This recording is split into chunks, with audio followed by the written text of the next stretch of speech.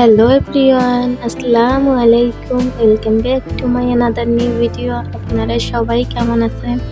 I hope অনেক ভালো আছেন। আলহামদুলিল্লাহ, আল্লাহর অশেষ রহমতে আমরাও কিন্তু অনেক ভালো আছি। আমি চেষ্টা করি প্রতিদিনই সকালে ভিডিও শুরু করার, কিন্তু হাজারো চেষ্টা করলে দেখা যায় যে রমজান মাসে ব্লগটা সকাল থেকে শুরু করা যায় না।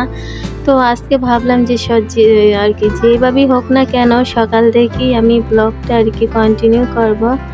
তো এই তো সকালে ঘুম থেকে উঠলাম, রুমটা গুছিয়েছি অফ ক্যামেরায়। তো রুমটা গুছিয়ে মেয়ের জন্য অল্প ভাত বসিয়ে দিলাম, যেহেতু আমরা ভাত একেবারে সেহরির জন্য রান্না করে ফেলি। তো অল্প পরিমাণেই রান্না করি যতটুকু আমাদের প্রয়োজন হয়। তো পরের দিন সকালে আমার ছোটো মেয়েটার জন্য ভাত অল্প পরিমাণে রান্না করে নেই, যাতে সারাদিন খেতে পারে। তো ওর জন্য ভাত বসিয়ে দিয়ে আবার যে আপনারা যারা আমার আগের ভিডিওগুলো দেখছেন তারা হয়তো বা জানেন যে আমি একসাথে অনেকগুলো পেঁয়াজ আনছিলাম। তো ওগুলো যেহেতু একসাথে আনা হয়েছে, তো দেখা যাইতেছে যে অনেকগুলো ভিতরে পচে যাইতেছে। তো কী আর করার, ওগুলোই একটু রোদে শুকিয়ে নিলাম। নেওয়ার পরে বেছে ভালোগুলো আলাদা করে নিলাম, আর যেগুলো অল্প পচে গেছে তো ওগুলো ভাবতেছি যে যতটুকু নেওয়া যায় ততটুকু নেব, আর বাকিগুলো ফালিয়ে দেওয়া লাগবে। এখানে আলুগুলো আমি মেলে দিছি যাতে আলুগুলো পেঁয়াজের মতো নষ্ট না হয়ে যায়। তো যারা ভিডিওর এই পর্যন্ত আসছেন, আশা করি ভিডিওটা একটু হলেও ভালো লাগবে। প্লিজ ভিডিওতে একটা লাইক দিয়ে ভিডিওটা কন্টিনিউ করবেন। আপনাদের একটা লাইকই পারে আমার ভিডিওটা আরও 5 জনের কাছে পৌঁছে দিতে। তো চেষ্টা করবেন ভিডিওটা একটা লাইক দিয়ে ভিডিওটা কন্টিনিউ করা। আর যারা আমার চ্যানেলে নতুন ভিজিট করবেন, আমার চ্যানেলের কোনো অংশ ভালো লেগে গেলে একটা লাইক দিয়ে আমার চ্যানেলটাকে সাবস্ক্রাইব করে আমার নতুন বন্ধু হয়ে আমার পাশেই থাকতে পারে। এই তো সকালের কাজকর্ম সেরে নিয়ে রুমটাকে গুছিয়ে রুমটা মুছে তারপর মেয়েটাকে গোসল করে আমিও গোসল করে জোহরের সালাত আদায় করলাম। তো আমি চেষ্টা করি প্রতিদিনই কোরআন শরীফ তেলাওয়াত করা। তো আজকে একটু তেলাওয়াত করলাম, তো এরও একটু ভিডিও ক্লিপ আপনাদের মাঝে শেয়ার করলাম। তা আপনারা কারা কারা এই রোজার মাসে বা কোরআন তেলাওয়াত করেন, প্লিজ কমেন্টে জানাবেন যে কারা কারা কোরআন পড়তে ভালোবাসেন। আমি কিন্তু কোরআন পড়তে খুবই ভালোবাসি এবং কোরআন চেষ্টা করি প্রতিদিনই পড়ার জন্য।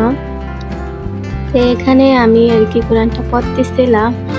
তো আমি যখন কোরআন শরীফ পড়ি তখন মনে হয় যেন একটু পড়ি, তা আবার মনে হয় যে এতটুক না আরও পড়ি। মানে পড়লে পড়তেই মন চায়। কোরআন শরীফ এমন একটা কিতাব যেটা পড়লে মন ভরে না, যেমন সারাদিন ভরেই পড়ি এরকমটা মনে হয়।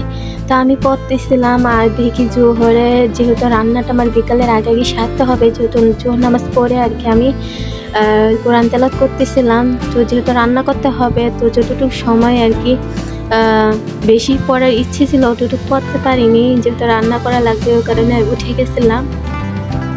তো আপনারা কারা কারা কোরআন তেলাওয়াত করতে পছন্দ করেন আমাকে কিন্তু কমেন্টে অবশ্যই জানাবেন।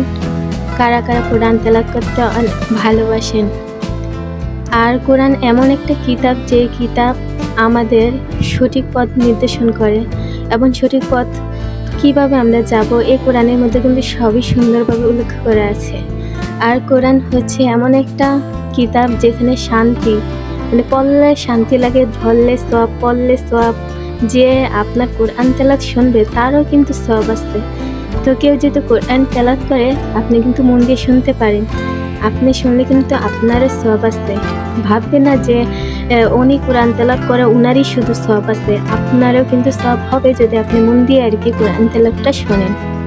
তো এখানে কোরআন তেলাওয়াত করার পরে আবার আমি রান্নার দিকে চলে আসলাম, যেহেতু বিকালের আগে আমাকে রান্নাটা শেষ করতে হয়। যেহেতু বিকালে আমাদের এদিকে একটু গ্যাসের সমস্যা করে, বিকালের দিকে গ্যাসটা চলে যায় বা অল্প থাকে, এই কারণে আমি আগে রান্নাটা সেরে ফেলতে চাই। তো এখানে আমি মিষ্টি কুমড়া একটু ভাজি করে নিতেছিলাম। এর ফাঁকি দিয়ে আমি যেহেতু মাছ রান্না করব, তো মাছটাকে একটু ভাজি করে নিতেছি। এটা কি মাছ সবাই কমেন্টে জানাবেন। আর আমাদের এদিকে এটাকে জাটকা বলে।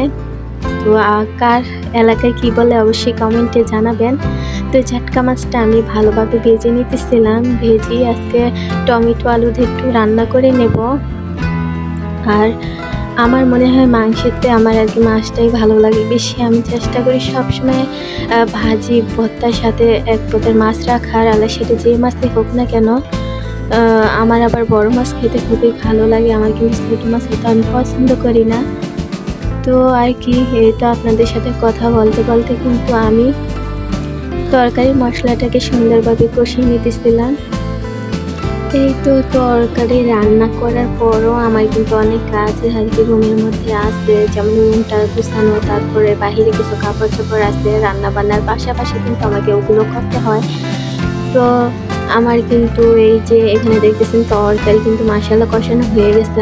আমি সব তরকারিতে কিন্তু টমেটো ইউজ করি, কারণ টমেটোটা আমার ফেভারিট একটা আর কি সবজি। টমেটো আলু এটা আমার ফেভারিট সবজি। কার কার আলু টমেটোর ফেভারিট সবজি প্লিজ কমেন্টে জানাবেন। তো আমি কিন্তু তরকারিটা রান্না করার পরও যেহেতু ইফতারির টাইম প্রায় হয়ে গেছে, তো ছক মগ যা ছিল সবই ধুয়ে পরিষ্কার করে পানি নিয়ে নিতেছিলাম। যেহেতু এখনও অতিরিক্ত গরম পড়ে নাই, তো অত বেশি ঠান্ডা পানির খাওয়ার কোনো ইচ্ছাই নেই, যেহেতু বেশি ঠান্ডা পানি খেলে ঠান্ডা লেগে যেতে পারে। এই কারণে আমি যে নর্মাল পানিটা আছে ওইটাই খাই। এই রোজার মধ্যে ঠান্ডা পানি খাই না। তো এখানে আর কি জগটা দিয়ে আমি কিন্তু ফুল জগটা ভরে নেব। আর এই নর্মাল পানিটাই কিন্তু আমি ইফতারিতে খাবো, আর এই নর্মাল পানি দিয়ে কিন্তু শরবতটা আমি বানাবো। তো ভিডিওটা আজকে এই পর্যন্তই। নতুন কোনো ভিডিওতে দেখা হবে। আল্লাহ হাফেজ।